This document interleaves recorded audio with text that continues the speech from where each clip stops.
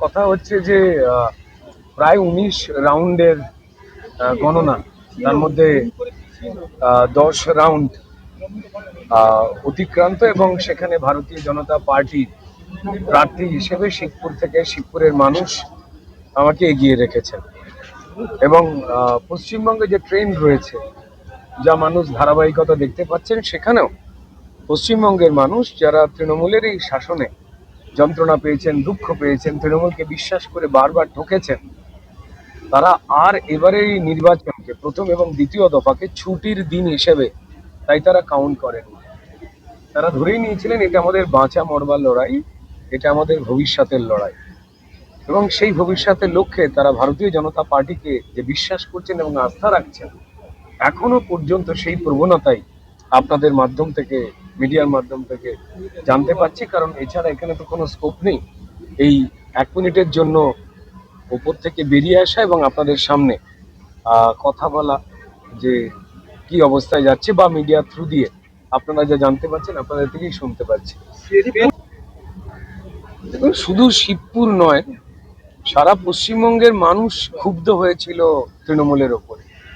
অধিকার কেড়ে নেওয়া একজন নাগরিকের মিনিমাম যতটুকু প্রাপ্তি, আমাদের শিবপুরের মানুষ বলুন বা সমগ্র পশ্চিমবঙ্গের মানুষ বলুন, তারা কেউ অট্টালিকা, প্রাসাদ, দুম করে কোটিপতি কেউ হতে চান না। তারা চান একটু নাগরিকের সম্মান। আর তাদেরকে নাগরিকের সম্মান দিয়ে একটুখানি ভদ্র ভাষায় কথা বলা। তৃণমূল অহংকারের আগুনে নিজে এতটাই বেশি উত্তেজিত যে না তারা মানুষের পাশে দাঁড়িয়েছেন, না নাগরিকের যে অধিকার, যার জন্য মানুষ ট্যাক্স দেন যে কোনোভাবে, সেটা পুরো ব্যবস্থা থেকে শুরু করে এমএলএ এমপিদের যা দায়িত্ব, সেইখান থেকে তারা সরে গিয়ে নিজেরা কি করে নিজেদের স্বাচ্ছন্দ্যের জীবন, আনন্দের জীবন কাটাবেন তৃণমূল নেতারা, তারা এটা ভেবেছেন। এই ঘটনা বারবার আঘাত দিয়েছে তৃণমূলের যারা ভোটার ছিলেন তাঁদেরও। আমার মনে হয় যে শিবপুরের এই মুহূর্তে 10 রাউন্ড এখন চলছে, যেভাবে শিবপুরকে ভারতীয় জনতা পার্টির পক্ষেই এগিয়ে রেখেছেন মানুষ। 19 নম্বরে গণনা শেষ হবে, 10-তেই যেভাবে এগিয়ে রেখেছেন এবং পশ্চিমবঙ্গেও যে ট্রেন্ড দেখতে পাওয়া যাচ্ছে তা পরিষ্কার। তৃণমূলের যে অপশাসন এবং তার সঙ্গে যে চুরি, জোচ্চুরি, অন্যায় এবং তারপরে যে অহংকার, তার বিরুদ্ধে মানুষের লড়াই ছিল। এটা মানুষের লড়াই ছিল তৃণমূলের বিরুদ্ধে। আর তারা বিশ্বাস করে যে পতাকার উপরে তারা আস্থা রেখেছেন, সেটা পদ্ম ফুল। শিবপুর জনগণকে কি বলবেন? তারা সচেতন, তারা প্রমাণ করলেন তারা বিকিয়ে যাওয়ার নয়। তারা প্রমাণ করলেন যে আন্তরিকতাটুকু তারা এক্সপেক্ট করেছিলেন, আশা করেছিলেন। তারা এক্সপেক্ট করেছিলেন যে নাগরিককে তৃণমূল অন্তত মিনিমাম নাগরিকের সামান্য সম্মানটুকু দেবে, না ঠকি। এই যে গেরুয়া জল কাকে উৎসর্গ করে বিজেপি সরকার হতে চলেছে, কি বলবেন? দেখুন, বিজেপি সরকার হতে চলেছে কি না সেটা একদম জনতা জনার্দন তারা ঠিক করবেন। আরো বেশ কিছু জায়গায় ফাইনাল রাউন্ড বাকি, তার আগে কোনো মন্তব্য করা উচিত নয়। তবে মানুষ যে বিজেপিকে চাইছেন, কংগ্রেস বলুন, সিপিআইএম বলুন, বা বামেদের লোকজন বলুন, বা বাকি অন্যান্য দল, তারা যে ভুল বোঝাচ্ছিলেন তৃণমূলের সুরেই একটুখানি সুর মিলিয়ে, এটা সচেতন জনগণ যিনি রোজ জীবন যন্ত্রণায় লড়াই করেন, তিনি যে নিজের দায়িত্ব, নিজের পরিবারের দায়িত্ব, নিজের ভবিষ্যতের দায়িত্ব নিজেই বুঝে নিয়েছেন।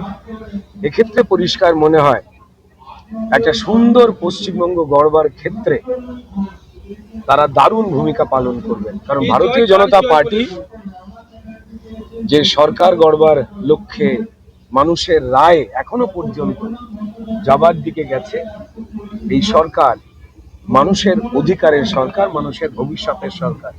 তাই মানুষের সঙ্গে আলোচনা ছাড়া, এলাকাবাসীর সঙ্গে আলোচনা করা ভারতীয় জনতা পার্টি কখনো পর্যন্ত কোনো সিদ্ধান্তই নেবে না যা মানুষকে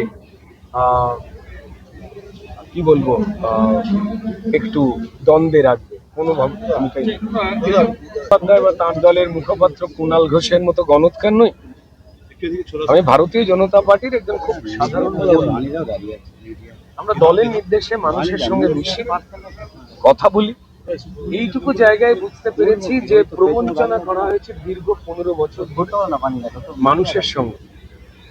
মানুষ বারবার সেই প্রবঞ্চনা তৃণমূল যে কাটিয়ে নেবে, শুধরে নেবে, তা তারা আশা করেছিলেন। তার জায়গায় তৃণমূলকে দেখেছেন লুটপাট, মিথ্যে ভাষণ মমতা বন্দ্যোপাধ্যায় এবং তার দলের নেতাদের। এমন একটা জায়গায় গেছে তারা মানুষের যন্ত্রণাকে অস্বীকার করে মিথ্যে প্রমাণ করার চেষ্টা করেছে। কার্যত তৃণমূল নিজেকে জনবিরোধী হিসেবে কিভাবে আস্ফালনের সঙ্গে তুলে ধরা যায়, তারা সেই রাস্তায় গেছেন এবং তারা ভরসা রেখেছেন ভারতীয় জনতা পার্টির বিকল্প সরকারে। মানুষ সাড়া দিয়েছেন। অনুভূতি হচ্ছে দেখুন, যারা কটূক্তি করেছিলেন তারা মানুষের ভালো করবার ক্ষমতা রাখেননি বলেই যুক্তিহীন কথাবার্তা ভারতীয় জনতা পার্টি বা তাদের যে কোনো কার্যকর্তা বা আমার মতো যে কোনো প্রার্থী বা আমাদের যা কর্মী, তাদের উদ্দেশ্যে কটূক্তি, ভয়, এমন মানুষকে ভোট না দেওয়ার জন্যও তারা গলিতে গলিতে মানব বিরোধী কাজ করেছিলেন, গণতন্ত্র বিরোধী কাজ করেছিলেন। ভগবান শ্রী রামচন্দ্র আছেন, মানুষ রয়েছেন, তাই হয়তো এই ফলাফল তাদের এদিকেই টেনে নিয়ে যাচ্ছে। বাকিটা সমাপ্ত হলে বলা যাবে। Thank you. নমস্কার।